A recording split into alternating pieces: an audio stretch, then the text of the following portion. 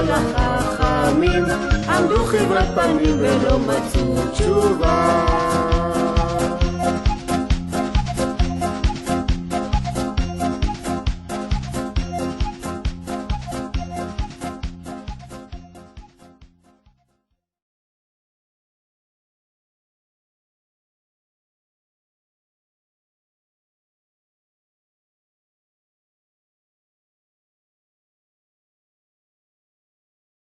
היה ענק, היה מקצועי, היה מדהים, היה כיף, חוויה בלתי נשכחת, ואם אפשר לעשות את זה עוד הפעם.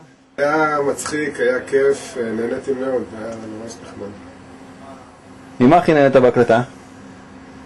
מנגן על הקלידים. בביצוע שלה, איך שזה יצא יפה, כל הכבוד, ישר יפה מאוד. יאללה. ומה אני שומעת פה? תכף תשמעי. תצחיק אותי. אבל אני לא זוכרת איפה הקטע של ההפסקה. אני אעזור לכם זה. אוקיי. איך היה הסיום עם התשובה?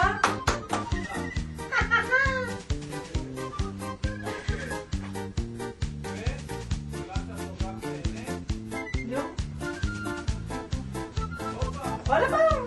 לא. אני לא עושה את זה, עשיתי פדיחות. אוקיי, בסדר. תקשיבי. אתה מלחיץ אותי עם ככה. אוקיי, רק תקשיבי. אני אעשה לה. אוקיי, שומע מה אתה עושה? ככה, אתה מצטרף אליה במשפט האחרון.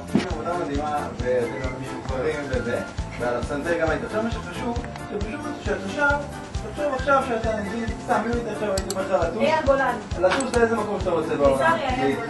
ככה להירגע, איפה היית רוצה להיות? מה שהיא אמרה בקול ואני אמרתי בחול. איך אומרים, בקול או בחול? הבעיה היחידה שלי זה שאני לא יודעת את האותיות, מתי להכניס את האותיות. תראה אתה גם, תראה, אולי תשב שיראו אותך גם עם כוחה. ו?